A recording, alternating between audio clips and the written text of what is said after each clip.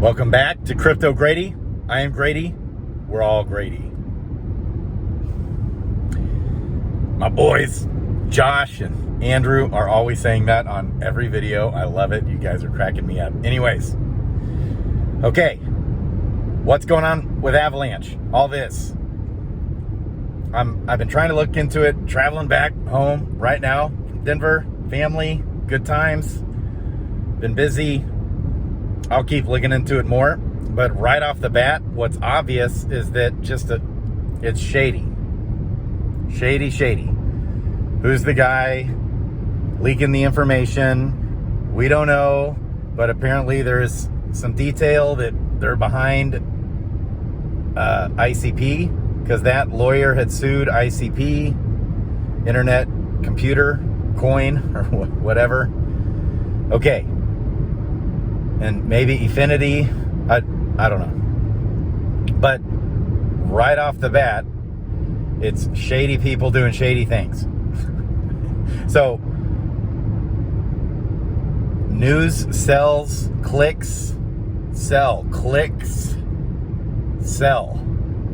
So, when I first heard this right off the bat, I was like, this doesn't sound like something Avalanche would do. Not that I know the team deeply, but from what Frisky Fox and Dreamer and those guys say about the team,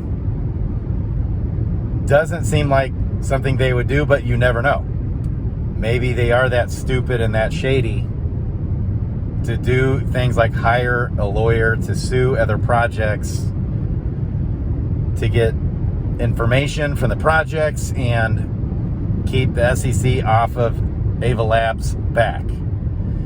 The lawyer himself said that, according to Altcoin Daily, that Avalanche didn't know anything that was really going on with his cases. Avalanche said that they've used the lawyer in the past, but it's not like they haven't used the lawyer much. They have nothing to do with any of that. So,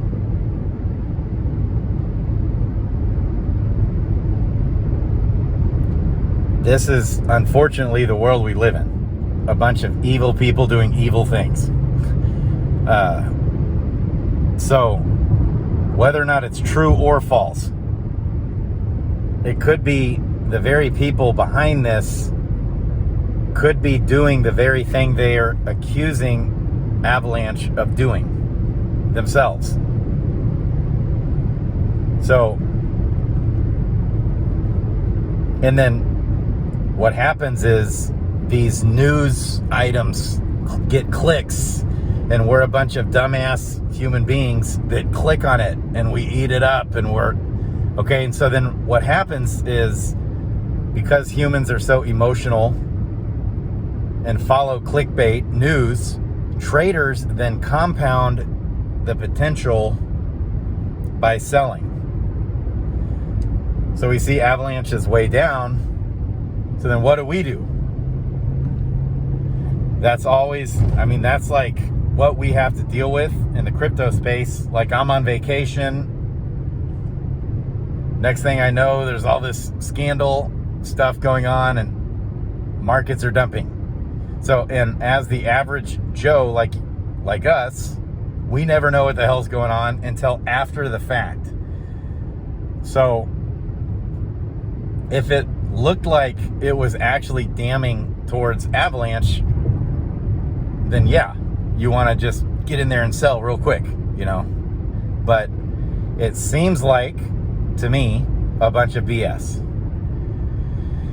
The only thing that was weird with me with Avalanche was how they did their token release, and a hefty amount of token release to early investors, which always gives me red flags. Same thing with Solana. Same thing with most projects, really. But that in and of itself, they doubled their supply last year because of all these token releases. But even with all of that said, The avalanche to me seems legit and awesome. So it might actually be a buying opportunity, but who knows? Maybe there's validity to it. I don't see anything. If there's validity to it, all it really does is put avalanche's integrity in question. That's all it really does. I don't think there's actually anything illegal that they're doing. There's nothing illegal. It's not like they broke the law. But it would cause me to be real skittish about the project and the team, not want to invest in it. So, and then the other question is, how could this affect the DFK chain, which is an avalanche subnet? I don't know.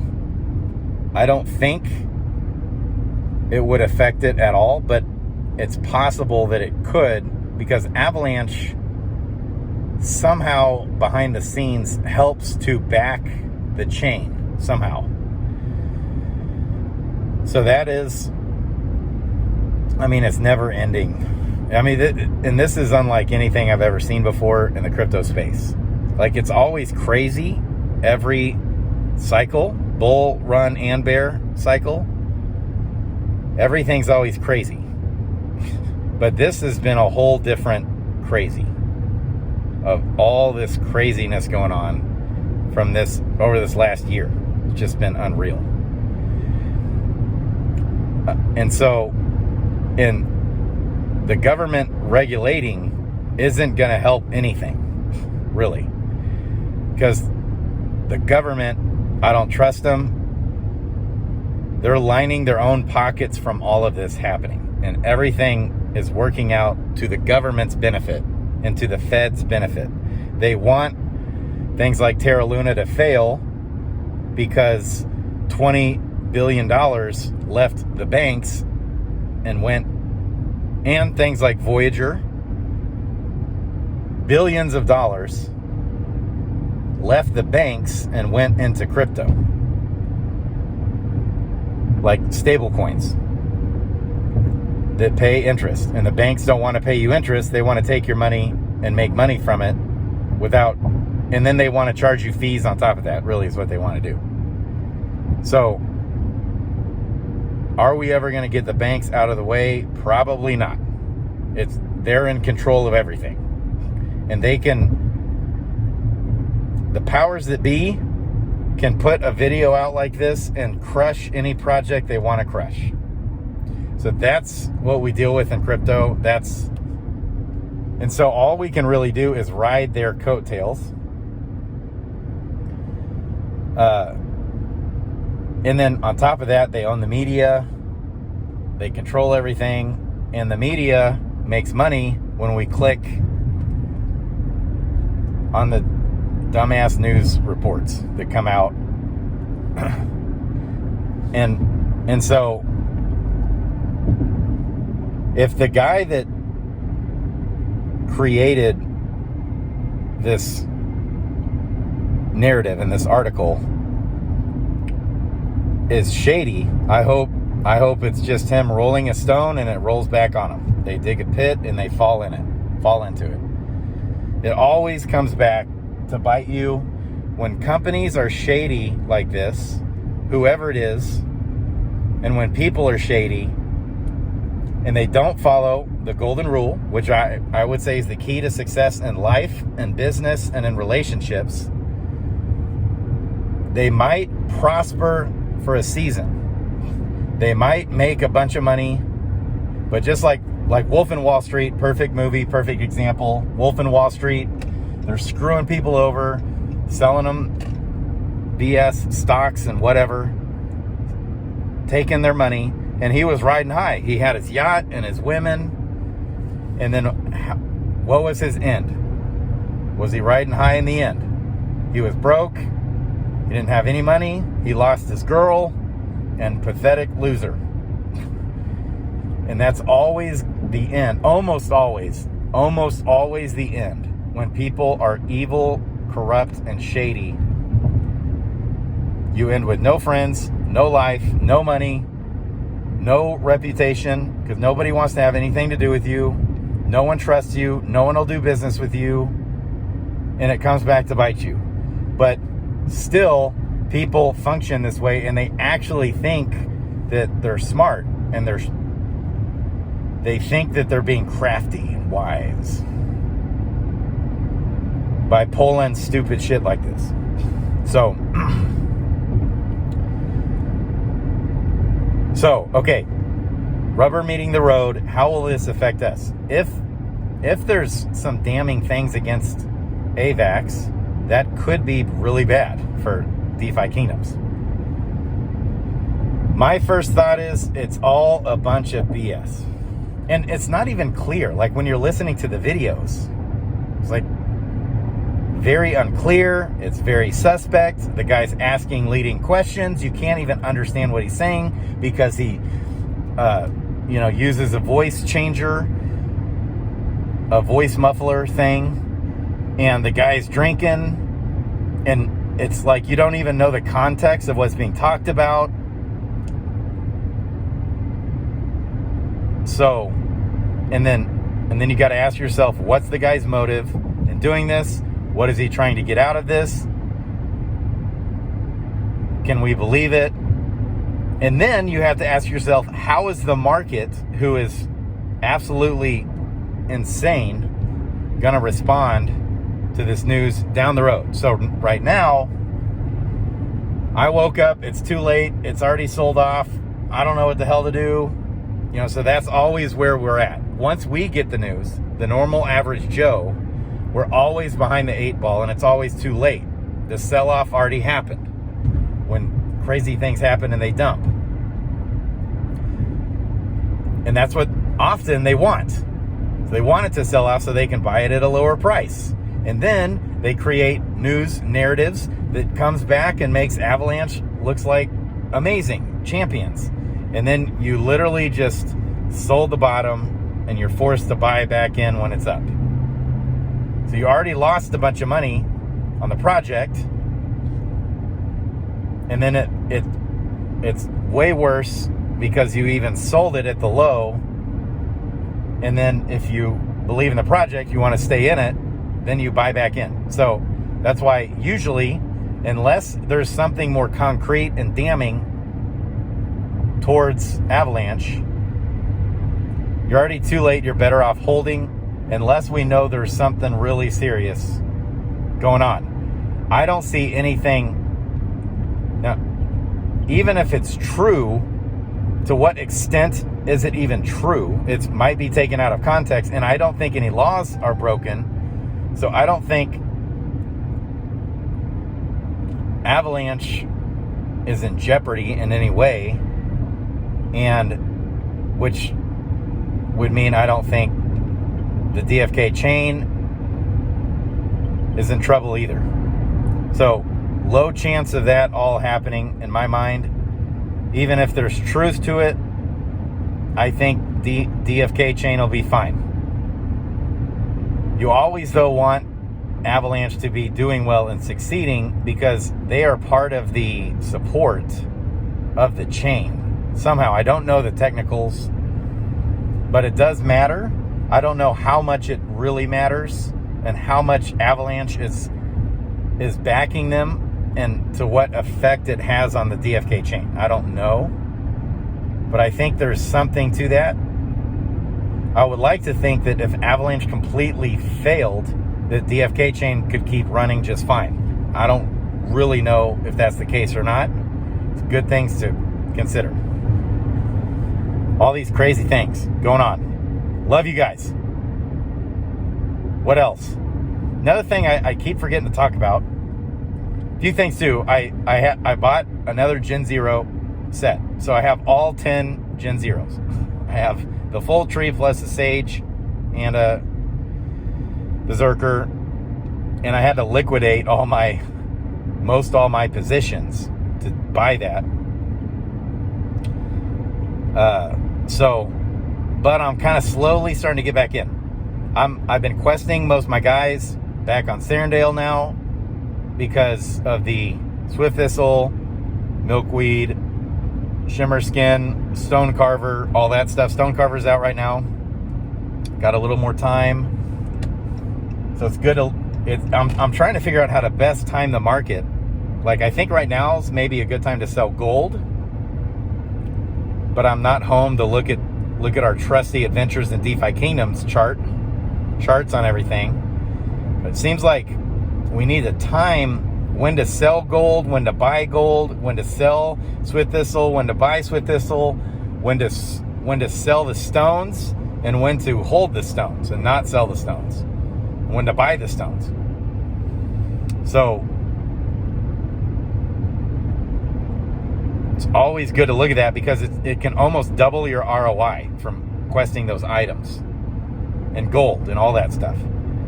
Also, for security, I keep meaning to say this, it's so important, and I know everyone always says this, but there's still so many scams that just blows my mind. Never, never, never, ever, ever click anything. Never click anything. So I'm fortunate not to have been hacked or my wallet been jeopardized. That always happens because just like when you have to connect your MetaMask wallet to DeFi Kingdoms, you want to really make sure you're on the right website, and then you connect the MetaMask wallet. So, and you always want to be careful never to connect that wallet. I think this is kind of what happened with the Solana situation too. You don't ever want to connect the wallet to some third-party site. You want to always be uber careful every time you're ever connecting the MetaMask wallet.